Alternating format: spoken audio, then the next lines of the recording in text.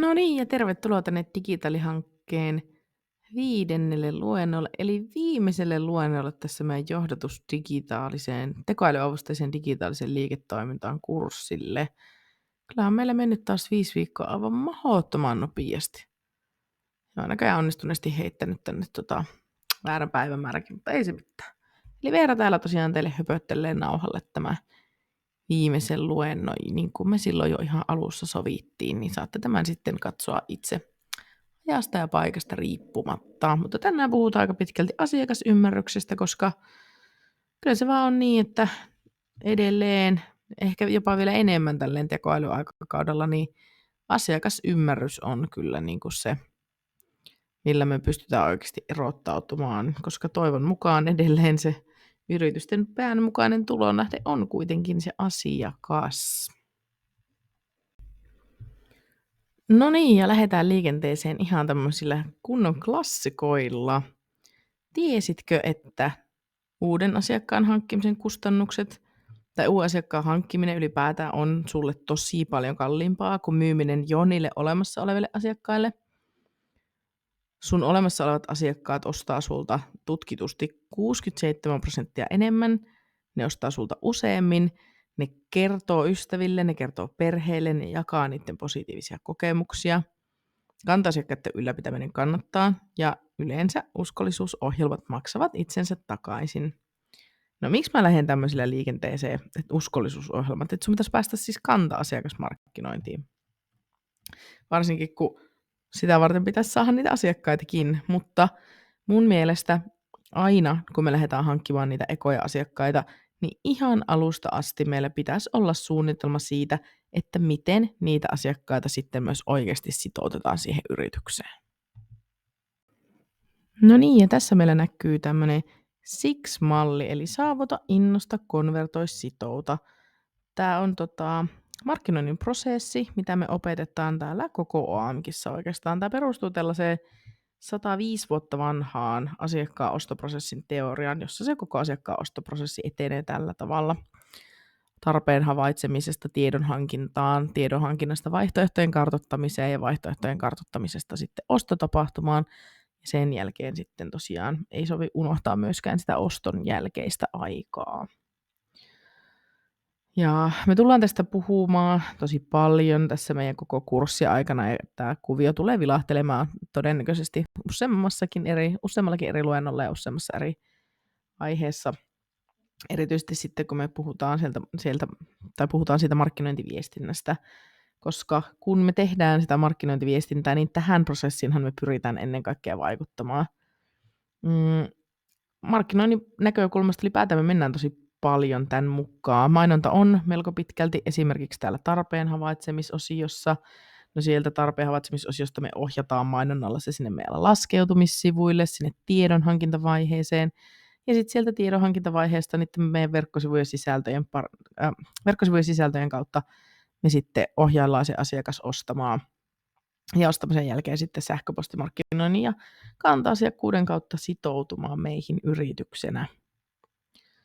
Ja tähän liittyy tosi monta asiaa. Sun täytyy ymmärtää oikeastaan niin kuin koko vuosikello, tai että miten me niin kuin viestitään esimerkiksi meidän tarjouksista, sitä varten sulla pitää olla vuosikello, että me ylipäätään ymmärretään se meidän liiketoiminnan syklisyys, meidän sesongit, suvannot, pystytään suunnittelemaan koko vuoden ajalle meidän tarjoukset ja aktivoimaan sitä meidän koko olemassa olevaa asiakaspuulia sille ajalle. Tänne oston jälkeiseen aikaankin me voidaan vaikuttaa tosi paljon niillä verkkosivusisällöillä, me voidaan tehdä YouTube-videoita, että se asiakas osaa käyttää sitä meidän tuotetta oikein ja se saa sen maksimaalisen arvon irti siitä. Toki, totta kai, kaikki tässä on aina tuote- ja toimialakohtaista ja kaikilla on omat haasteensa ja tämä koko prosessi ylipäätään on haasteita täynnä, mutta siitä me lähdetään liikenteeseen, että sitä lähdetään parantamaan. Ja tästä prosessista me aika pitkälti päästäänkin sitten ymmärtämään sitä meidän asiakassuhteen rakennetta. Eli lähtökohtaisesti sitä asiakaskuntaa pitäisi aina analysoida. Eli kun me saadaan sinne meidän CRM, eli asiakkuudenhallintajärjestelmään, Customer Relationship Management Software on CRM lyhenteenä, eli se, mihin me säilytään tietoja niistä meidän asiakkaista. Niin kun me saadaan sen CRM sitä porukkaa, Meidän pitäisi oppia tunnistamaan, että minkälaista ostokäyttäytymistä siellä meidän asiakaskunnassa on. Kun me saadaan sitä dataa, niin se meidän asiakassuhteiden hallintakin oikeasti paranee. Kun me opitaan tietämään, milloin ne ostaa. Esimerkiksi tosi moni yritys tutkii sitä dataa siitä, että milloin asiakkaat ostaa niiden juttuja. Jos ne vaikka huomaa, että sä ostat aina pelkästään alennusmyynnistä, niin ne saattaa ruveta lähettää sulle mainosviestejä pelkästään silloin, kun on ale. Varsinkin, jos on iso firma, jolla on paljon dataa, niin ne oikeasti pystyy luokittelemaan niitä asiakkaita ja ymmärtämään niiden ostokäyttäytymistä ja sitten niin kuin tähtäämään niihin hetkiin, missä ne asiakkaat on valmiita ostamaan. Uusien asiakkaiden kohdalla tämä on totta kai haastavampaa, koska sun pitäisi oppia tunnistamaan jotakin potentiaalisten asiakkaiden tunnusmerkkejä, jonkinnäköisiä ees. Ne voi olla haastavia erityisesti pienelle aloittavalle firmalle, joten kyllä niin kuin aina jollakin tavalla joutuu lähteä semmoiseen pimeään metsään hapuilemaan, mutta kyllä sieltä aina jotakin löytyy ja aina pääsee taas vähän eteenpäin. Jonkinlainen rakenne sun niin kuin yrityksenä pitäisi luoda siihen, että miten niitä asiakkaita viedään sen asiakassuhteen aikana eteenpäin. Koska se ei yksinkertaisesti riitä, että me vaan saavutetaan se asiakas ja saadaan kerran myytyä sille jotakin, vaan meidän oikeasti pitäisi pyrkiä sitouttamaan se, koska ne sitoutuneet palaavat asiakkaat on sen meidän kannattavuuden ydin. No jos me mietitään sitä asiakkaan polkua, niin tässä nyt on tämmöinen kuvio, jossa näkyy asiakkaan polku, ja tässä on aika paljon erilaisia markkinointitoimenpiteitä, erilaisia mediaostoksia, erilaisia niin kuin toimenpiteitä, niin kyllä meidän olisi ihan hyvä ymmärtää, että mitä tapahtuu missäkin vaiheessa, mikä kanava toimii. Tämä koulutus, mitä me nyt käydään, on aika pitkälti näiden toimenpiteiden kartoittamista tai niin kuin koko polun vaiheelta. Esimerkiksi kun me mennään hakukoneoptimointiin, niin me oikeasti mietitään, että miten me tehdään sitä ja miten sitten tekoäly auttaa meitä siinä. Jos me tehdään vaikka konversio-optimointia tuollaisen LTO-mallin kautta, eli löytäminen, tietäminen, ostaminen. En tiedä, jos muistatte, Mika siitä ohimennen mainitsi. Jos tehdään sitä LTO-mallin kautta optimointia sinne meidän verkkosivuille, niin kyllä me lähdetään sitä tekemään sillä tavalla, että me katsotaan oikeasti niitä verkkosivutyökaluja ja tekoälytyökaluja, että miten me voidaan parantaa sitä meidän sisältöä. Koska sillä tavalla me pystytään suoraan, tai ainakin yritetään suoraan vaikuttaa siihen meidän verkkosivulle tulleeseen tai tulevaan trafiikkiin, siihen prospektiin, joka siirtyy sinne meidän verkkosivulle, että se innostuisi siitä meidän tuotteesta ja päätyisi sitten ostamaan sen. Täällä konversiovaiheessa sekin on optimointia, esimerkiksi minne vaikka painikkeet siirretään, minkälainen ostoskorirakenne meiltä löytyy, minkälaisia tekstejä, mitkä grafiikat, mitä infoa me annetaan, miten me vakuutetaan se asiakas siitä, että se ostaminen on turvallista, miten me saadaan se asiakas viemään se ostospäätökseen, miten siihen vaikkapa vaikuttaa se, että minkälainen maksualusta meillä on käytössä. Kaikki nämä vaiheet tässä ostopolun aikana tullaan käymään läpi, ei kaikkia välttämättä kovin syvällisesti, mutta pyritään kuitenkin käymään kaikkia vähäsen ja ylipäätään tuomaan teille sitä semmoista tietoa, että miten te voitte itse näitä vaiheita kehittää ja sitä kautta pitäisi syntyä semmoinen käsitys sekä siitä asiakkaan polusta että niistä teidän omista markkinointitoimenpiteistä ja sitä kautta, että miten saatte sen asiakaspohjan rakennettua niin, että te voitte tehdä näitä sitouttamistoimenpiteitä, eli siis kanta-asiakasmarkkinointia. Täällä loppupäässä meillä oikeastaan on sitten somekanavat, sähköpostimarkkinointi, tuotteiden ja palveluiden mukana tuleva kaikki ekstra, jolla saadaan pientä lisäarvoa sille toteutettua sille asiakkaalle, niin semmoisellakin voi olla tosi iso merkitys asiakkaan sitoutumisen kannalta.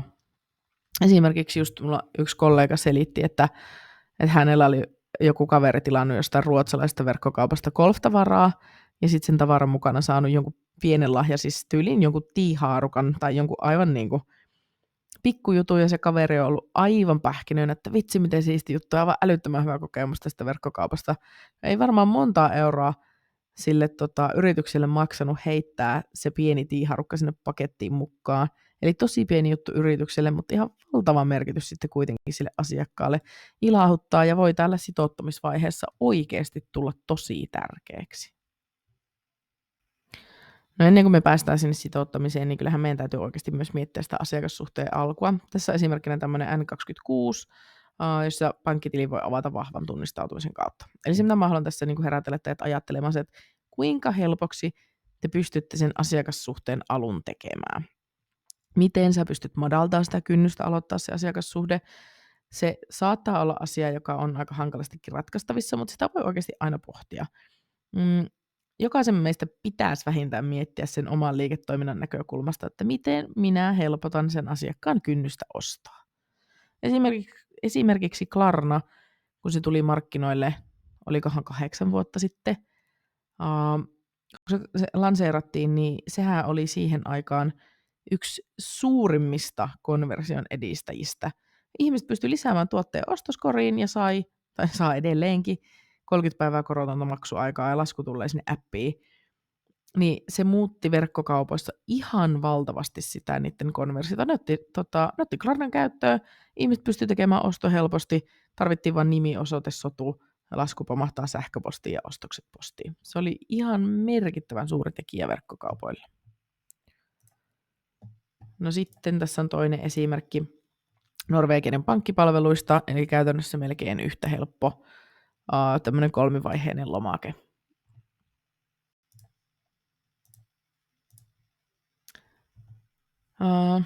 Eli käytännössä siis miettikää asioita, joilla te voitte tuottaa lisää arvoa, lisätä luottamusta, kehittää sitä sitoutumista ja jos mahdollista, niin kehittää sitten oikeasti myös sitä asiakkaan saamaa arvoa.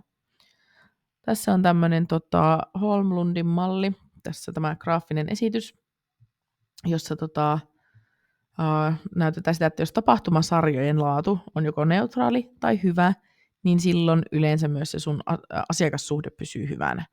Jos se alkaa kääntymään huonoksi, niin ne asiakassuhteet, esimerkiksi vaikka 2 huonoa tapahtumasarjaa peräkkäin, niin se asiakassuhde katkeaa. Perinteisesti sen seuraaminen sellaisin perinteisin menetelmin on ollut hirveän vaikeaa, mutta nykyään, kun me oikeasti aika kohtalaisesti pystytään seuraamaan niitä meidän asiakassuhteita, me pystytään seuraamaan, tuleeko reklamaatioita, tuleeko palautuksia. Varsinkin verkkokaupat nykyään tekee paljonkin jo sitä, että jos tulee paljon palautuksia vaikka yhdeltä asiakkaalta, niin sitten ollaan siellä yhteydessä ja kysytään, että mikä homma, että onko tämä jotakin, mitä me voitaisiin tehdä paremmin vai mikä siellä on niin kuin taustalla. Ja ne on ihan hyvä indikaattori, jos ruvetaan kehittää yrityksille esimerkiksi informaatiomallia, niin lähdetään tämmöisen asiakassuhteen laadun dynamiikan näkökulmasta, joka kuvastaa oikeasti sitä asiakassuhteen tilaa. Ei missään nimessä siis mikään helppo prosessi, koska tämmöisiä niin datapisteitä on tosi vaikea määrittää, varsinkin nyt datapisteitä on siellä tuhansia mahdollisesti. Sellaisen informaatiomallin rakentaminen voi olla aika työlästä, mutta ylipäätään kaikki kehitystyö on pitkäaikaista. Toki tämmöiset informaatiomallit yleensä vaatii myös jonkin verran kukkaroa, että ei ehkä niin kuin ihan aloitteleva yrityksen juttu, mutta sitten jos se liiketoiminta oikeasti kasvaa isoksi, niin ehdottoman tärkeä. Mutta tosiaan ehkä vielä tuosta palatakseni tuohon, että jos on niin kuin 2 negatiivista asiakaskokemusta, niin sieltä harvoin enää tullaan uudestaan palaamaan asiakkaaksi, niin se on ihan totta. Ja sitten tässä on vielä semmoinenkin pointti, että palaava asiakas antaa helpommin anteeksi, mutta ensimmäisen kerran niin sua tai sun yritystä kokeileva asiakas ei. Mulla esimerkiksi kävi yhden oululaisen hierojan kanssa sillä tavalla, että mä varasin sinne ajan, no sitten se peruttiin laittamalla tosi semmoinen niin tyly sähköposti, että aika peruttu, varaan netistä uusi. Ja mä olin silleen, että ei vitsi, että taas ollut niin helpon niin pelastettavissa sillä, että laitetaan ensinnäkin oikeasti kunnon sähköposti, josta pahoitellaan tilannetta ja koitetaan tehdä se uuden ajan varaaminen mahdollisimman helpoksi, joko tarjoamalla suoraan uusia aikoja tai laittamalla suoraan linkki vaikka sinne verkkosivuille, että mistä sä saat varattua se ajan ja ehkä jopa potentiaalisesti tarjoamalla joku pieni alennus. Niin mä olin jo sen ekan kerran jälkeen sille, että ei vitsi, että tää oli niin huono kokemus, että en kyllä tiedä. Sitten mun puoliso yritti, suostutteli mut antamaan uuden mahdollisuuden sille samalle hierojayritykselle. Ja mä taas varraa sieltä se aja. Ja muistakaa, että mä en ole siis koskaan käynyt tässä. Mä tiedän, että se on iso yritys. Ja niillä on ihan suht edulliset hinnat, minkä perässä itsekin olisin sinne mennyt. Toisen kerran varraan sieltä sen hieroja-ajan. Ja taas se peruutaan sen hierojan toimesta. No, tällä kertaa ne sentään soitti ja annoin kyllä palautetta tästä asiasta, mutta ei mitään.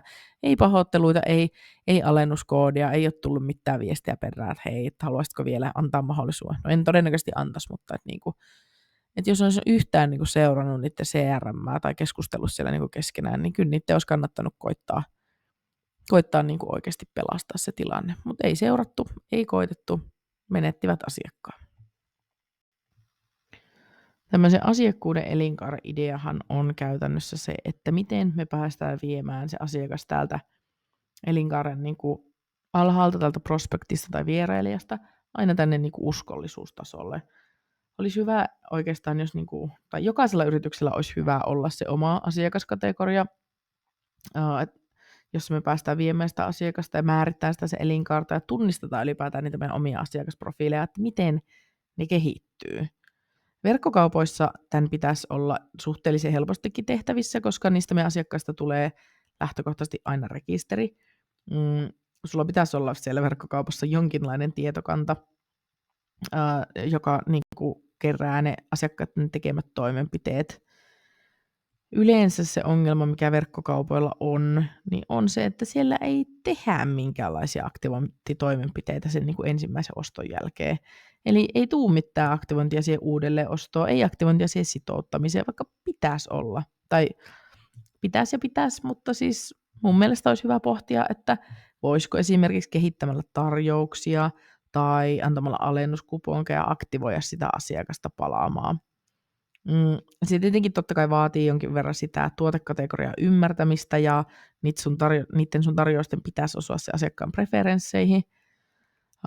Koska itse ainakin asiakkaana, niin paljonhan sitä just niin kuin on kokenut, että joo, että tilaat niin kuin jotakin jostain verkkokaupasta, niin kyllä sieltä sen jälkeen tulee jotain sähköposteja, että tilaan nyt, niin saat 15% alennusta tästä ja tästä.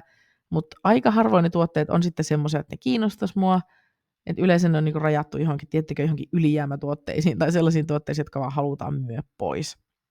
Ja ei ne tuo mulle asiakkaana yhtään mitään lisäarvoa, ellei mulla satu just olemaan niille tuotteille tarve.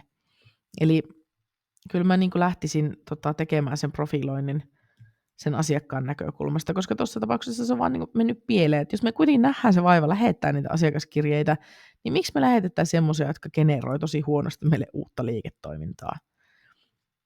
Totta kai se vaatii perehtymistä ja se vaatii oikeasti ymmärrystä siitä asiakkaasta, sen asiakkuuden tasosta, asiakkaan preferenssistä ja sen asiakkaan ostokäyttäytymisestä. Mutta mä niinku haluaisin, että kaikki näkisivät tätä ennemmin sijoituksena sinne teidän asiakaspooliin. Jos miettii, että se uuden asiakkaan hankkiminen markkinointikuluineen ja työkuluineen maksaa vaikka 20 €, taisi ihan hyvä asia, jokaisella yrittäjällä kannattaisi olla laskettuna, että kuinka paljon mulle maksaa hankkia yksi asiakas. Niin jos mietitään, että yksi asiakas maksaa se 20 € ja verrataan sitä siihen, että jos me annetaan jo ostaneille asiakkaille joku pikkusen parempi alennus, että me saadaan se uudelleen takaisin, niin onko se kannattavampaa kuin uusi asiakashankinta? Koska sen kyllä pitäisi olla. Jos mä aikaisemmin sanoin siellä alussa, että uuden asiakkaan hankkimiskustannukset voi olla jopa 5-25 kertaa suuremmat kuin olemassa olevien asiakkaiden, niin kyllähän sitä silloin oman liiketoiminnan kohdalta kannattaa pohtia, että miten me tehdään tämä meidän prosessi tehokkaammaksi kuin se, että miten me saadaan se liidi ensimmäisen kerran ostamaan. Tämä on mun mielestä semmoinen liiketoiminnan optimointitaso, jota tehdään aivan liian vähän. Tosi paljon yrittäjät perehtyy ihan sellaisiin perustunnuslukuihin, ja hyvinkin tarkkaan saatetaan miettiä, että mikä on meidän verkkosivujen kävijämäärä ja mikä on meidän konversiomäärä ja minkälainen kate on, minkälainen retentio on, mutta mietitäänkö me sitä asiakaskunnan tasoa, mistä niin kuin asiakaskunnasta ne on, millä lailla. Mä haastan teitä kaikkia vähän pohtimaan tätä teidän omien liiketoimintojen kautta, että profiloitteko te teidän asiakkaita. Me tullaan siis myöhemmin käyttämään sellaista RFM-analyysiä. Se tulee sanoista Recency, Frequency ja Monetary, jolla me luokitellaan me asiakkaita eri ryhmiin sen perusteella, että milloin ne on viimeksi ostanut, kuinka usein ne ostaa ja kuinka paljon ne ostaa. Se on yksi tapa tarkastella sitä omaa asiakaskuntaa. Aika semmoinen niin kuin perusperiaatteiden juttu, jolla me päästään määrittelemään niitä eri tasoja. Mutta se on oikeasti tosi surullista, miten paljon mäkin olen vaikka törmännyt verkkokauppayrittäjiä, että kun avataan se CRM tai se uutiskirjatilaajalista, niin siellä uutiskirjalistalla saattaa helpostikin olla 80% sellaisia asiakkaita, jotka ei ole ostanut koskaan tai ostanut kerran. Ja sitten 20% sellaisia, jotka on ostanut useamman kerran. Ne on ne niin sanotut sana, jota itsekin vihaan, matalalla roikkuvat hedelmät, low hanging fruits. Niihin asiakkaisiin mä lähtisin niin kuin keskittämään mun markkinointia. No joo, mutta tämäpä tästä portaikosta. Asiakasymmärryshän meillä rakentuu erilaisin keinoin. Perinteisesti asiakasymmärrystä on tuotu tämmöisellä niin yleisellä tutkimustiedolla, kyselyillä, haastatteluilla. Ja siis kyllä mä sanon, ne on edelleenkin tosi valideja ja mun mielestä niin kuin, aina kun joku kysyy multa, että miten mä tietäisin asian X, Y, Z niistä mun omista asiakkaista, niin aina mun ensimmäinen vastaus on, että ota puhelin kätteen ja soita. Juttele sille sun asiakkaalle, kysy siltä, kyllä ne mielellään kertoo, mutta kyllähän oikeasti tänä päivänä myös yritysten ja sinun yrittäjänä pitäisi hyödyntää niitä sun omia tietojärjestelmiä ja niiden kykyä tuottaa sitä asiakastietoa. Koska meillä on niitä alustoja, meillä on se CRM, meillä on somekanavia, meillä on muita paikkoja, joihin me kerätään sitä asiakastietoa koko ajan ja me pystytään keräämään hyvinkin tarkkaa profilointitietoa loppujen lopuksi, niin miksi me ei kerättäisi sitä tietoa? Esimerkiksi, jos miettii just verkkokauppaa, niin joku ostoskorianalyysi on yksi tärkeimmistä työkaluista sun asiakasymmärryksen lisäämiseksi. Tätäkin on siis ihan tutkittu, mutta on siis tämmöinen mittari kuin SCAR, eli Shopping Cart Abandonment Rate, eli ostoskorin hylkäämisprosentti. Ja tutkimusten mukaan me pystytään ennustamaan tulevia ostoja noin 40% tarkkuudella. Eli käytännössä toisin sanoen se tarkoittaa sitä, että jos me tarkastellaan euromääräisesti hylättyjä ostoskoreja, että kuinka paljon niitä hylätään, niin me pystytään arvioimaan, että todennäköisesti seuraavan 21-28 päivän kuluessa noin 40% näistä hylätyistä ostoskoreista toteutuu myöhemmin. Yksi yleisimmistä syistä tämän ostoskorin hylkäämiseen on sen asiakkaan sen hetkinen maksukyvyttömyys, esimerkiksi jos se odottaa vaikka palkkapäivää. No tietenkin tämä ilmiö on ollut tosi keskeinen tekijä, että Klarna ja muut sen kaltaiset maksupalvelut on menestynyt, kun ne tarjoaa sen 30 päivän maksuajan ja sitä kautta vähentää sitä ostoskorin hylkäämisprosenttia.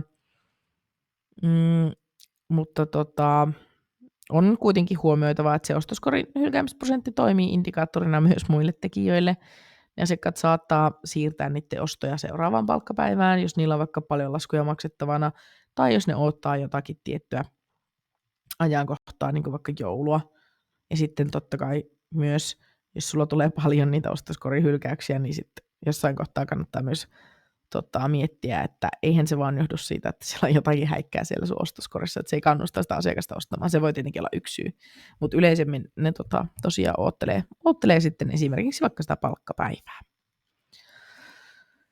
No joo, mutta käytännössä, että sä voit ymmärtää paremmin sitä sun asiakkaiden käyttäytymistä ja ylipäätään kehittää niin kuin strategista asiakasymmärrystä, niin kyllä sun pitäisi kerätä ja analysoida sitä tietoa, mitä sun omat järjestelmät tarjoaa. Se sisältää tiedot siitä, milloin ne sun asiakkaat ostaa, minkälaisilla summilla ne ostaa ja minkälaisia asiakkaita ne ylipäätään on. Tämän kaltainen analyysi auttaa sua yrityksenä tekemään parempia päätöksiä ja sitä kautta myös parantamaan asiakaskokemusta. Edelleen on tärkeää analysoida, milloin ja millä summilla ne asiakkaat ostaa. Ne on isoja kysymyksiä ja se data tulee vaan ja ainoastaan sieltä sun omista järjestelmistä. Mutta sen jälkeen, kun me ymmärretään niitä meidän asiakkaita, me tiedetään, mitkä tuoteryhmät on meidän parhaimpia, me tiedetään, mitä meidän asiakas arvostaa, me tiedetään, missä on paras kate, niin me sitä kautta me pystytään myös lähteä oikeasti kehittämään sitä meidän tarjoamaa ja asiakaskokemusta. Ja sehän totta kai vaikuttaa sitten sitä kautta me sitä kehitystä, kun me tehdään, niin sen jälkeen me myös kehitetään meidän markkinointiviestintää, meidän tuotteita, meidän palveluita ja ylipäätään meidän tapoja osallistaa niitä asiakkaita. No, aina tyytyväinen asiakashan ei ole uskollinen asiakas. Miksi? No koska tyytyväinen asiakas ei välttämättä uskollinen, jos se on ostanut sulta vaan kerran. Se pitäisi aktivoida ostamaan uudelleen. No sitten uskollinen asiakas ei myöskään ole aina kannattava, koska jos sulla on vaikka asiakas, joka ostaa aina alennusmyynneistä, esimerkiksi Black Fridayna tai jos sulla on jotkut 40% alennukset vuoden alussa ja se asiakas on oppinut odottamaan niitä, niin joo, se on uskollinen, mutta ei oikeastaan, tai no en voi sanoa, että ei kannattava, mutta ehkä vähän vähemmän kannattava. Ja sitten on myös hyvä huomata, että asiakasuskollisuudella ja tyytyväisyydellä ei välttämättä oikeasti ole minkäänlaista suoraa yhteyttä kannattavuuteen. Ja siksi sun olisi hirveän tärkeää löytää ne asiakkaat, jotka on yhtä aikaa tyytyväisiä, uskollisia ja kannattavia. Ja tietenkin pohtia, että miten me saadaan niistä muistakin asiakkaista kannattavampia. Ja sitten tietenkin yksi asia, mitä meidän täytyy miettiä, on se, että miksi se uskollinen asiakas ei ole kannattava. Täytyykö meidän miettiä meidän hinnoittelua, täytyykö meidän miettiä meidän tuotevalikoimaa vai onko se jotakin muuta. Tässäkin jatkuva seuranta on kaiken A ja O. Ja seuraamalla me päästään niin kuin pitkällä aikavälillä hyviin tuloksiin.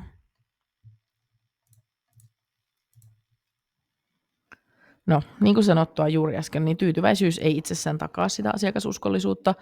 Esimerkiksi jos samoja tuotteita myy vaikka useampi toimija, niin todennäköisesti voi olla, että ne asiakkaat helposti valitsee sen halvimman vaihtoehdon, erityisesti kun me ollaan internetissä tämmöisen hyperkilpailuaikakaudella. Esimerkiksi mulla vaikka kollega just selitti, että se jouluna osti lapselle legoja, niin se oli tilannut ne Saksan Amazonista ja säästänyt 100 euroa sen sijaan, että se olisi ostanut ne suomalaisesta verkkokaupasta. No, suomalaiset verkkokaupat myy samoja tuotteita, ei kaikki asiakkaat eti niitä tuotteita aktiivisesti niin kuin muualta, että ne saisi ne halvemmalla. Itse ostin omalle lapselle Legoni ihan verkkokauppa.comista suomalaisesta kaupasta, mutta että nykypäivänä on niin helppoa asiakkaalle ostaa ulkomaalta halvemmalla, mutta sitten meillä on myös aina asiakkaita, joille on helpompaa ostaa tutusta paikasta ilman, että ne lähtee edes niin kuin vertailemaan. No sitten meillä on myös tyytymättömiä asiakkaita, jotka ei välttämättä kuitenkaan vaiha sitä yritystä. Asiakas voi jatkaa ostamista samasta paikasta, vaikka se ei olisikaan täysin tyytyväinen. Esimerkiksi jos autokorjaamo esimerkki, on helppo valita niin kuin autokorjaamo, joka on lähellä, ja siitä on helppo kävellä kotiin. Ja se on se syy, miksi sä käytät sitä, vaikka sä et ikinä olisi kauhean niin kuin tyytyväinen. Ja sitä saattaa niin kuin tapahtua oikeasti pitkäänkin. Ja sitten lopulta, kun sä vaihdat siihen naapurikorjaamoon, niin se onkin halvempi ja parempi. Tämä on vähän sama kuin esimerkiksi lähikaupat. Se asiakkuus voi olla oikeasti aika merkityksetön sulle asiakkaana, jos se tapahtuu tavan vuoksi. Menet tavan vuoksi sinne lähikauppaan, et niinkään siksi, että sä arvostaisit asiakkuutta siinä kaupassa. Ja sitten totta kai, niin kuin puhuttiin jo joskus tuossa aikaisemmin, niin on tällaisia niin kutsuttuja pakkosuhteita, jossa sitä asiakkaan valintaa rajoittaa tottumukset tai sopimukset tai muut sitovat tekijät. Muistatte hinnoitteluluennolta, kun puhuttiin näistä switching-kosteista ja muista. Mutta siis kyllähän se on näin, että nykypäivänä niitä asiakkaiden käyttäytymistä ohjaa helppous. Jos se asiakas on vaikka luonut sulle tiliin, ladannut yrityksen sovelluksen, niin se todennäköisesti jatkaa sen käyttöä. Digitaalisen liiketoiminnan kannalta meillä olisi oikeasti tosi tärkeää luoda ja yhdistellä meidän tietokantoja, että me pystytään tarkastelemaan esimerkiksi myyntimääriä, ostotiheyttä, ostoajankohtia, koska näistä meille muodostuu se asiakasprofiloinnin perusta. Jos meillä on vaikka asiakas, joka on aikaisemmin ostanut joka kuukausi tai vaikka 2 kuukauden välein, mutta yhtäkkiä ei ole tehnyt yhtään ostosta puoleen vuoteen, niin kyllähän sun kannattaa miettiä jotakin aktivointitoimenpiteitä sinne. Hyvät verkkokauppiaat asettaa niihin niin kuin erilaisiin tietokantoihin hälyttimiä, jotka esimerkiksi nostaa sieltä esille sellaisia asiakkaita, jotka olisi hyvä aktivoida ennen kuin ne unohtaa sen asiakassuhteen kokonaan. Tämän kaltainen toiminta auttaa torjumaan sitä asiakaskatoa, eli churnia. Netflix on oikeastaan hyvä esimerkki tässä. Aikanaan niiden tavoite oli kasvaa 20%, mutta niillä oli jatkuvasti 20% asiakasvaihtuvuus. No sitten ne rupesi analysoimaan niiden tietoja tarkemmin, niin ne ymmärsi, että niiden täytyy myös keskittyä pitämään ne nykyiset asiakkaat, eikä vaan hankkimaan uusia. Eli käytännössä asiakaskadon minimointi yhdistettynä tehokkaaseen uusasiakashankintaan on se niin kuin ihanteellinen tilanne. Ja pitemmällä aikavälillä me voidaan sitten myös arvioida se asiakkaan elinkaariarvoa ja tehdä jopa 3 vuoden ennusteita eteenpäin siitä yrityksen tulevasta liikevaihdosta. Ja sehän on tilanne, johon varmasti jokainen yrittäjä haluaa lopulta päästä. Ja asiakasuskollisuudellahan on ehdottomasti vaikutusta myös kannattavuuteen. Pitkän aikavälin asiakasdata mahdollistaa sulle ehdottomasti tarkemmat liiketoimintaennusteet, jotka voi olla oikeasti ratkaisevan tärkeitä, jos sä mietit investointeja ja ylipäätään suunnittelet niin kuin kehitystä. Jos sä pystyt ennustamaan, että tietyn volyymin myynti jatkuu vähintään 3 vuotta, sä pystyt kehittämään sun liiketoimintaa oikeasti kestävällä tavalla. Eli asiakasuskollisuudella voi ja onkin tosi merkittävä rooli sen sun yrityksen kannattavuuden kannalta. No niin, tästä diasta te ette koskaan pääse eroon. Mutta siis ihan supernopeasti taas muistutuksena, että asiakkaan kokemassa arvossakin on eroja, koska jokainen meistä odottaa siltä tuotteelta jotakin erilaista. Ja totta kai se liittyy myös siihen hinnoitteluun, niin kuin siinä hinnoitteluluennolla puhuttiin. Mutta esimerkkinä just vaikka joku Iittala, niin joo, Virkkala suunnittelemassa designlasissa se ydinhyöty voi olla sama kuin vaikka itse vuolussa kuksassa. Molemmista voi juoda nesteitä. Perustuotteen tasolla se on se materiaali, joka ratkaisee, mutta sitten kun me lisätään sinne design, meillä syntyy uusia odotuksia ja sitä kautta aineettomia lisäarvoja. Jos mietitään Iittalaa tämän niin 5 kerroksen mallin mukaisesti, niin ydinhyöty on täysin sama kuin halvimmassa markettikupissa. Kyse on vaan siitä, että sillä tuotteella voi juoda. No perustuote on bränditön ja se on yksinkertainen. Brändiarvo nostaa sille tuotteelle erilaisia odotuksia. Esimerkiksi Iittala on jo jotakin enemmän kuin pelkkä juoma-astia. No sitten totta kai henkilökohtainen kokemus tekee siitä tuotteesta osan sun identiteettiä. Tämä on just sitä, kun brändäämisestä tänään puhutaan, niin onhan se, jos sulla on mukana kuuluisa suunnittelija, niin kyllä se laajentaa sen tuotteen arvoa. No sitten tulevaisuuden arvot liittyy tietenkin trendeihin ja brändi-identiteettien muutoksiin, niin kuin vaikka aikanaan, tai ei aikanaan, mutta jos miettii, että Iittalan niin kuin väreillä varjoituja oivatoikalintuja. Mutta niin kuin sanottua, niin asiakashan sen lopulta sitten määrittää, vastaako se tuote sen odotuksia, onko se arvo sitä, mitä se todellisuudessa on. Nykyään me pystytään myös laajentamaan meidän tuotteita erilaisilla aineettomilla arvoilla. Paljon puhutaan, tai niitä paljon niin kuin käytetään erilaisia ekologisia ja eettisiä arvoja, niin kuin vaikka takuu voi lisätä sen tuotteen arvoa, tai eettisyys Merinovilla tuotteissa antaa lisää arvoa, vaikka kyse on silti samasta materiaalista. Kaikista tärkeintä on se, että sä ymmärrät, miten ne asiakkaat kokee sen arvon, koska se auttaa sua tunnistamaan sen sun markkinointiviestinnän painopisteet. Ja totta kai, kun sä mietit oman tuotteen arvoa, niin sitä ehdottomasti kannattaa vertailla myös sitten niihin kilpailijoihin. Ehkä niin kuin tästä asiakkaan arvoketjusta ja brändin merkityksestä sen verran, että tosi useasti me unohdetaan se, että sillä tuotteella on asiakkaan arvoketjussa oma sijainti. Monesti se tuote nähdään ihan vaan lasina tai kirjallisesti ilman, että me niin kuin huomioidaan se ympärille rakennetut aineettomat arvot. Ja se on tämän takia juurikin se on tosi haastavaa määritellä sen asiakkaan puolesta se sen kokema arvo, mutta se on myös meidän liiketoiminnalle tosi keskeistä.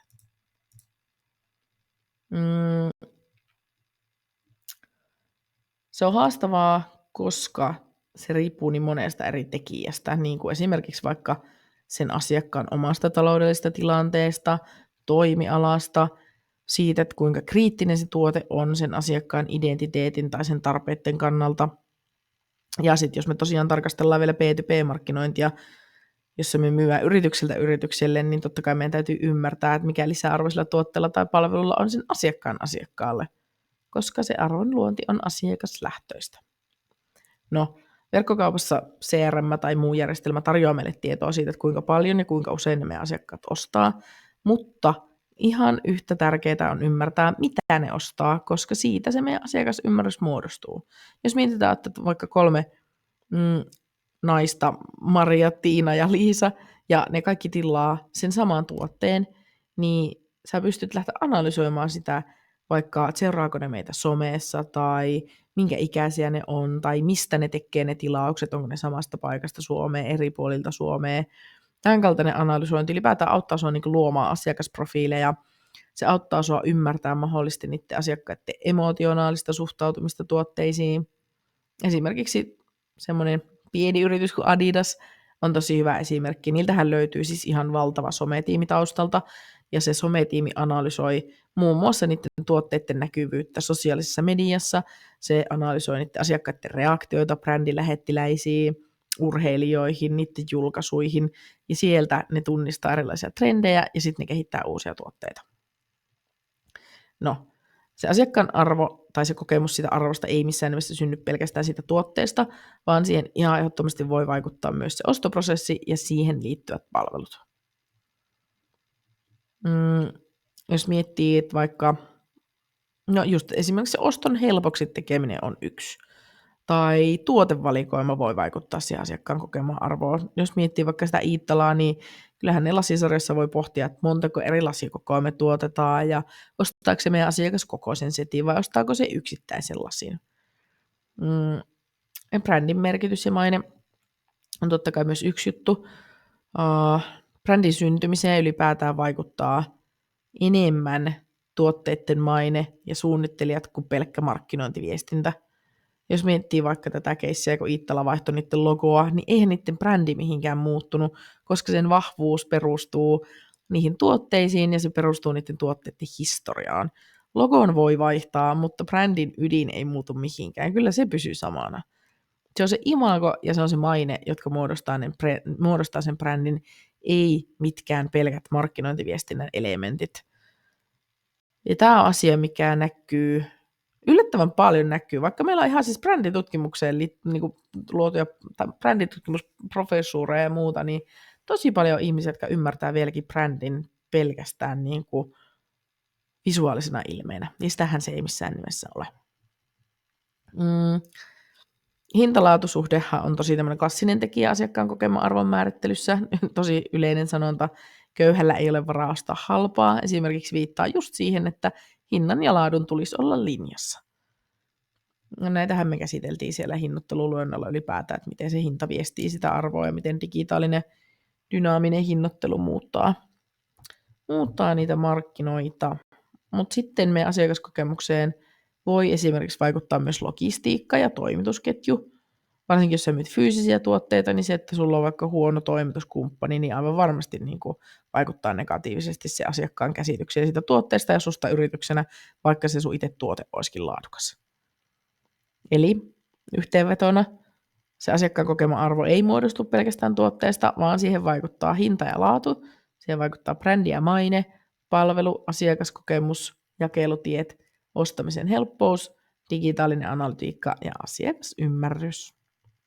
Ja näitä sun tulisi analysoida, jotta sä voit ymmärtää niitä sun asiakkaita paremmin, jotta niiden sun tuotteiden ja palveluiden arvo voidaan kohdentaa oikealla tavalla ja sitä asiakaskokemustakin voidaan optimoida. No sitten hypätäänpäs tuonne liiketoiminnan puolelle. Tässä nyt tulee semmoista ihan perustermistöä, voi olla tosi monelle teistä hyvinkin tuttua, mutta ajattelin ottaa tähän mukaan, koska meillä on täällä mukana niitäkin ihmisiä, jotka on ihan niin kuin aloittelemassa liiketoimintaa, ei välttämättä minkäänlaista aikaisempaa kokemusta liiketoiminnasta, niin ihan semmoisia perusjuttuja, mitä pitäisi aina miettiä. Ei missään nimessä kaikkea, mutta jotakin ihan semmoisia perusteita. Käytännössä ehkä, niin kuin, jotta liiketoimintaa voi ylipäätään pyörittää menestyksekkäästi, on tosi tärkeää saada ajatuksia siihen kehittämiseen, koska ei liiketoiminta missään nimessä ole vaan se, että me saadaan se liikeidea, joka meillä sitten on, vaan kyllä sulla täytyy siellä taustalla olla myös ymmärrys kokonaisvaltaisesti liiketoiminnan perusteista. Niiden liiketoiminnan perusteiden ymmärtäminen on ihan avainasemassa, että sä voit ylipäätään testata sitä sun liikeideaa ja arvioida sen niin kuin ideaa menestymistä kriittisesti. Kriittinen arviointi auttaa sinua tunnistaa, että kannattaako sitä ideaa lähteä edes toteuttaa, millaisia mahdollisuuksia sillä on menestyä. Ja kun mä sanoin kriittisesti, niin missään nimessä ei pidä olla liian kriittinen. Liiketoiminnassa aina tarvitaan ripausoptimismia, ja liiallinen skeptisyys voi ihan varmasti niin kuin estää hyvienkin ideoiden etenemisen, mutta kyllähän se nyt oikeasti on tosi tärkeää tunnistaa, mitkä ideat on realistisia ja mitkä esimerkiksi vaatii vielä kehitystä. Käytännössä semmoinen niin kuin tasapaino optimismin ja kriittisen arvioinnin välillä on yksi niistä liiketoiminnan menestyksen kulmakivistä. No, mitä sieltä löytyy käytännössä, niin käytännössä liiketoiminnan pyörittämisestä on tärkeää ymmärtää näitä keskeisimpiä prosesseja, kuten just sitä arvonluontia, logistiikkaa, jos me myy fyysisiä tuotteita, varastointia, lähtölogistiikkaa. Ja sitten on ihan välttämätöntä hallita vähintäänkin perustiedot seuraavista osa-alueista, jotka on myynti ja markkinointi, miten me saadaan niitä asiakkaita, miten me saadaan ne asiakkaat ostamaan. No, taloushallinto, Kyllähän meidän asia on aivan ymmärtää sen liiketoiminnan kannattavuutta ja erilaista rahavirtojen hallintaa ja sitten totta kai johtamisprosesseja, että miten me johdetaan sitä meidän yritystä, miten me johdetaan sen toimintaa. No verkkokaupan perustettaessa tarvitaan myös tietoa verkkokauppaliiketoiminnan perusteista sekä ymmärrystä digitaalista kaupankäynnistä ylipäätään. Lisäksi meidän on tosi tärkeää ymmärtää kustannusrakenne ja katteet ja se, että miten ne muodostuu erityisesti tässä verkkoliiketoiminnassa. No liiketoimintamalli sinällä itsessään on yksinkertainen. Yrityksen menestys rakentuu aina jonkin kilpailuedun varaan. Se voi olla, sulla voi olla esimerkiksi ylivertainen tuote, jossa on markkinoiden paras, tai edullisempi hinta, pystytkö sä tarjoamaan sen tuotteen halvemmalla, sen saman tuotteen kuin joku muu, tai nopeus ja ketteryys, onko sun toimituspalvelu nopeampi kuin sun kilpailijoilla, mikä on sun varaston laajuus, löytyykö tuotteita aina, kun se asiakas tarvii niitä. Käytännössä yrityksen liiketoiminnan ydin ja menestyksen avain löytyy vastaamalla kysymykseen, mikä erottaa meidät kilpailijoista. Se on se perusajatus, joka muodostaa sen ytimen ja auttaa sinua oikeasti rakentamaan kestävää kilpailuetua sille sun yritykselle.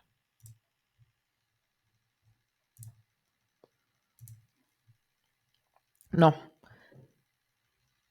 kun me lähdetään rakentamaan sitä liiketoimintaa, niin se peruslähtökohta on nyt selkeä, mikä on se sun yrityksen menestystekijä.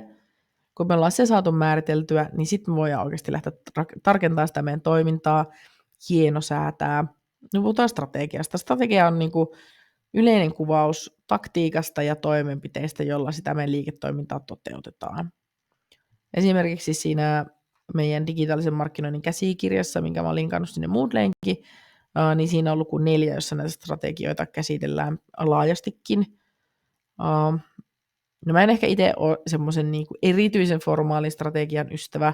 Ehkä enemmän pitänyt tärkeänä sitä, että on aina joku niin kuin selkeä johtava ajatus, mitä kohti mennään, ja sitten rutiinit, joilla sitä toteutetaan. Koska strategian täytyy samaan aikaan myös olla riittävän reaktiivinen, jotta me pystytään havaitsemaan ja hyödyntämään niitä uusia mahdollisuuksia. Liiketoiminnassa, tämä on klassikko tämä lause, mutta ainoa vakio on jatkuva muutos, ja siksi sen meidän strategian tulee olla oikeasti joustava ja mukautuva.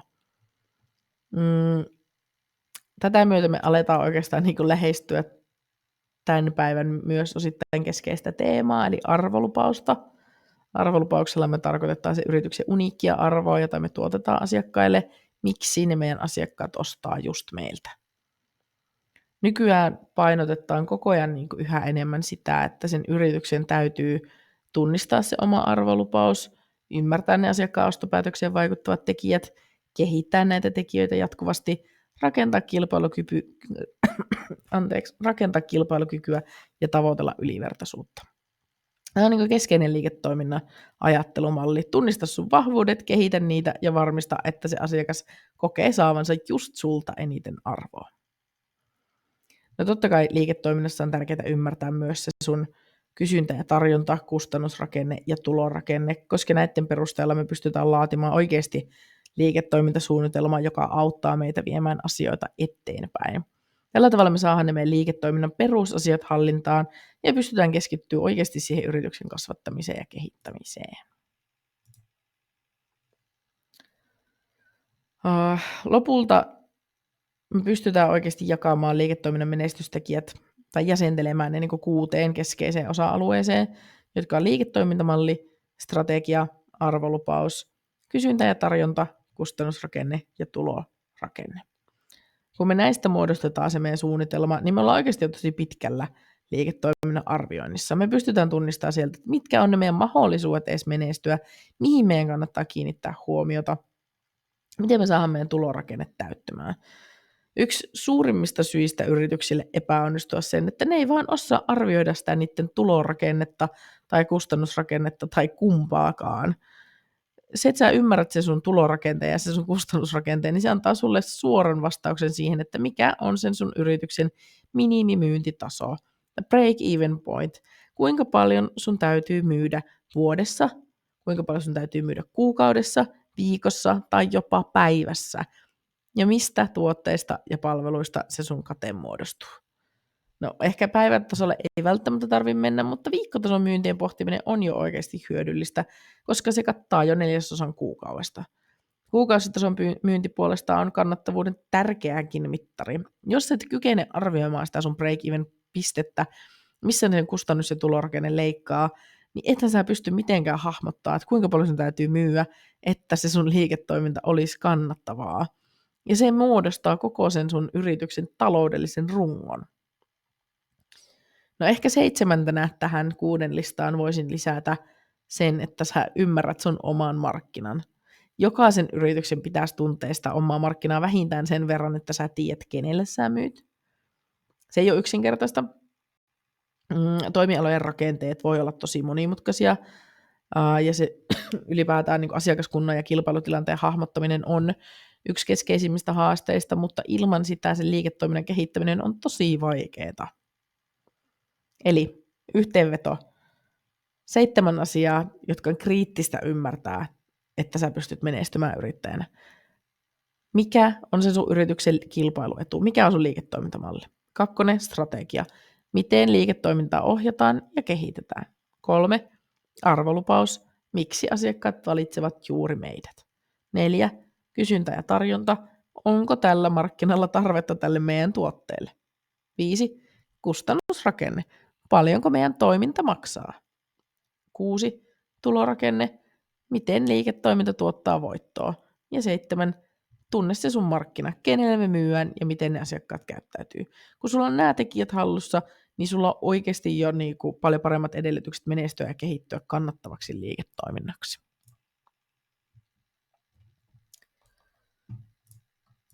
No. Kohdemarkkinasta ehkä tämmöinen case-esimerkki, tämän taas kollegaltani kuultua, mutta se kertoo, että se joskus vieraili, 100 vuotta sitten, 2008 varmaan, Helsingissä Rovion tehtaalla tai Rovion toimistolla, ja silloin Rovio oli pieni, täysin konkurssikypsä yritys, ja se jutteli siellä niin kuin joku työntekijän kanssa siitä, että minkälaista markkinaa ne tavoitteli. Ja siellä Roviolla oltiin silloin innostuneita niin kuin uudesta pelistä, jota ne kehitteli, ja siitä, miten siinä hetkessä iPhone mahdollisti uusien pelien tuomisen mobiililaitteisiin, mutta Apple myös keinotekoisesti rajoitti sitä markkinaa, ja sen pelin julkaisualueen saattoi valita esimerkiksi Baltian maista, Skandinaaviasta tai yksittäisestä maasta. Ja jos sä halusit saada sen pelin App Storeen jollakin tietyllä alueella, niin Apple vaati sulta sopimuksen. No, Rovio päätti aloittaa koemarkkinoinnin tälle sen pelille Baltian maista. No, mikä se peli oli? No, Angry Birds. Ja sehän alkoi oikeasti menestyä tosi nopeasti. Ja tuohon aikaan Rovio oli vaan noin 20 hengen yritys, ja sen tulevaisuus oli tosi epävarma. Ja siellä ne osas kertoa just sen, että kuinka vaikeaa oli oikeasti arvioida sitä markkinan kokoa. Esimerkiksi kun ne päätti lähteä sinne Baltian maahan, niin siellä pohittiin asioita, kuten vaikka kuinka monta iPhonea Baltian maista löytyy, kuinka suuri on se potentiaalinen käyttäjäkunta, onko saatavilla ylipäätään niin kuin luotettavaa dataa tästä. No Apple julkaisi iPhonein myyntilukuja, mutta ei se suoraan kertonut, että kuinka suuri App Storen markkina on eri alueilla, ja sehän tekee markkinoinnin arvioinnista tosi haastavaa. Rovio ymmärsi totta kai sen, että jos ne saa kerättyä nopeasti tietyn määrän käyttäjiä, ne voi päästä eteenpäin, ja niiden onnekseen totta kai se peli nyt sitten hyppäsi ihan valtavaan kasvuun, ja lopulta se koko markkina paljastui huomattavasti paljon suuremmaksi kuin ne ikinä osasi alussa ennakoida. Eli oppina tässä ehkä se, että tämä kääntyi menestykseksi tämä tarina, mutta olennaisinta tässä oli se markkinan koon ymmärtämisen merkitys, koska tosi monesti yritykset aliarvioi tai yliarvioi sen markkinan koon. Jos se markkina on liian pieni, sun liiketoiminnalla ei ole kasvupotentiaalia. Ja jos taas se markkina on suurempi kuin sä oot ennakoinut, voi syntyä mahdollisuus räjähdysmäiseen kasvuun, ihan niin kuin Roviolla tapahtui. Ja tällä mä haluan niin kuin oikeastaan just muistuttaa ja herätellä ajattelemaan sitä, että kuinka kriittistä on arvioida sitä sun markkinan kokoa realistisesti ja joustavasti, jotta sä pystyt ohjaamaan sitä sun liiketoimintaa oikeaan suuntaan.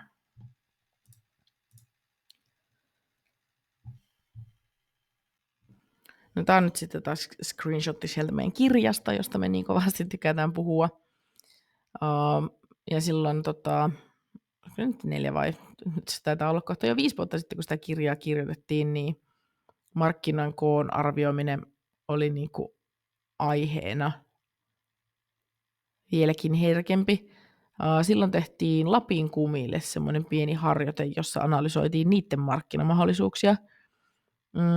Autorekisterikeskuksesta saa tosi kattavaa dataa siitä, että kuinka paljon meillä on ajoneuvoja, jotka on rekisteröity Suomeen, minkä ikäisiä ne on ne ajoneuvot ja mille alueelle ne kohdentuu.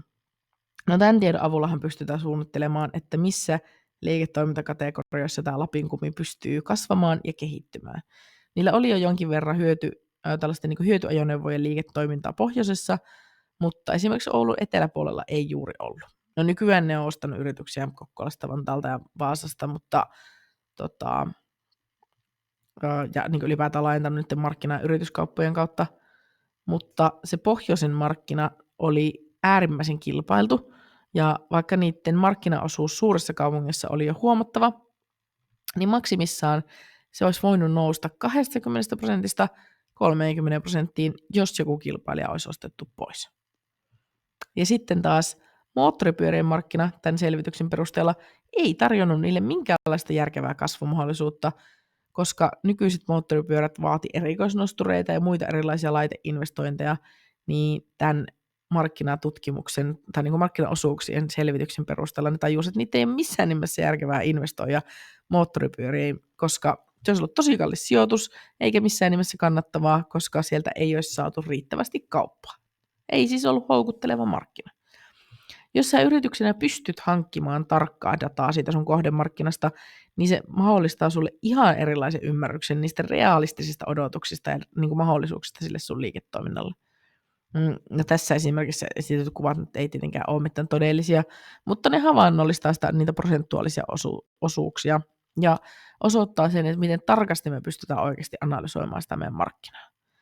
Kun sä ymmärrät, että mitkä on ne sun omat resurssit ja se asiakasmäärä, jota sä voit palvella, mitkä on ne sun taloudelliset realiteetit, tulorakenne, kate, tulovirta ja mikä on sun markkinan koko suhteessa siihen break-even pointtiin, niin sä pystyt suunnittelemaan kannattavaa kasvua ja varmistamaan sen, että se sun kohdemarkkinan koko on riittävän suuri, että se sun liiketoiminta ei jää vaan, tiettekö, semmoiselle selviytymisen tasolle, vaan sä pääset oikeasti niin kuin reilusti plussalle.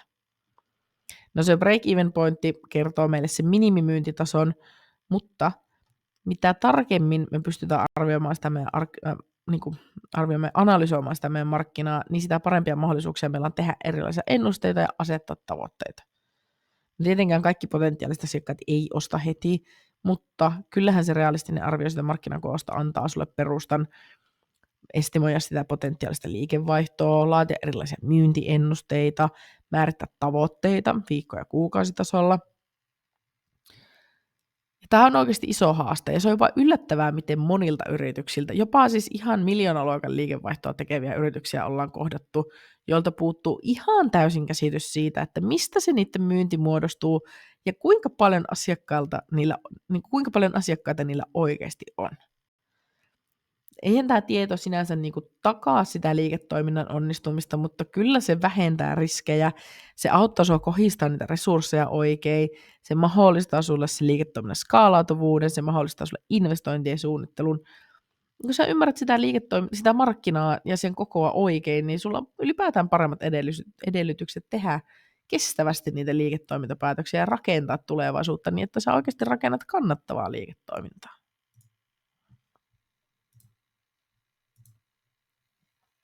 No, tieto itsessään ei tietenkään takaa menestystä, eikä se missään nimessä ole ehdoton edellytys, mutta se auttaa sinua fokusoimaan oikeisiin asioihin.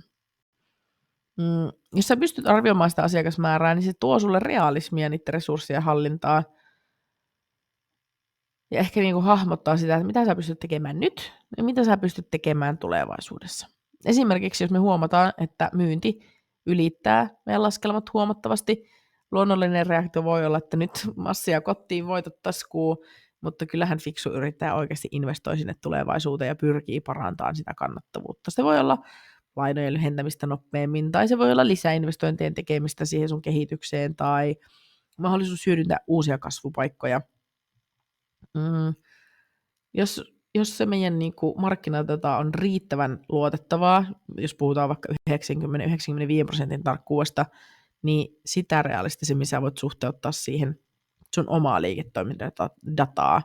Muun muassa se auttaa näkemään palaavan liikenteen määrän, jos vaikka 25% sun verkkosivun liikenteestä on palaavia asiakkaita, niin sä pystyt ymmärtämään, että kuinka suuri osuus siitä koko potentiaalista markkinasta käy säännöllisesti siellä sun verkkosivuilla, ja sitä kautta arvioimaan, että kuinka paljon ostajapotentiaalia siinä markkinassa on. No, nämä on pitkän aikavälin seurattavia mittareita, mutta sen avulla sä pystyt paremmin määrittämään sitä sun asiakaskohdemarkkinaa ja tekemään niitä tietoon perustuvia päätöksiä liiketoiminnan kehittämiseksi, koska tiedolla johtaminen on kyllä niin kuin se nykypäivän juttu.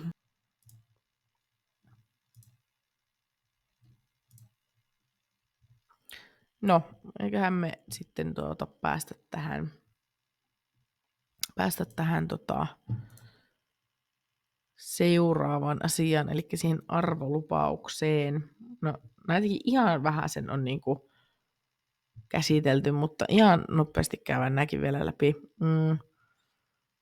Lähinnä niinku sen ehkä markkinointiviestinnän näkökulma. No anyway, tässä on nyt nämä niinku tuotteen tasot. Ja kun puhutaan sitten mielikuvatuotteesta, niin erityisesti mielikuvatuotteen tasolla niin se liittyy vahvasti niihin markkinointiviestinnän elementteihin. Just jos miettii verkkokaupassa, meidän tuotekuvauksethan yleensä on tällaisia niin kuin avustavia elementtejä, mutta kun me ruvetaan laajentamaan niitä meidän esittelytekstejä ja ruvetaan tuomaan niihin vaikka käyttöohjeita tai kirjallisia asiakaskokemuksia tai muita taustatietoja, niin me päästään oikeasti jo kohti sitä mielikuvatuotteen tasoa ja pystytään vahvistamaan sitä meidän asiakkaan kokemaa arvoa. Verkkokaupoissa yleisesti semmoisia käytettäviä ominaisuuksia on just vaikka joku muotoilu tai laatu tai brändi tai pakkaus, niin joo, ne voi olla merkittäviä tekijöitä sille asiakkaan ostopäätökselle, mutta sitten jos mietitään hakukoneen optimointia eli SEOa, niin ei välttämättä ole SEOn kannalta tehokkainta. Kannattaa oikeasti pohtia sitä, että tuoko tiettyjen markkinointielementtien korostaminen konkreettista hyötyä sun hakukoneen näkyvyydelle tai tekoälyhakukoneen näkyvyydelle, koska pelkkä brändi tai muotoiluesittely ei välttämättä oikeasti auta sua sijoittumaan yhteisön paremmin siellä hakutuloksissa, vaan sen sijaan sisältö, joka vastaa asiakkaan kysymyksiin ja tarpeisiin, voi sekä parantaa sitä sun hakukoneen näkyvyyttä että sun konversiota.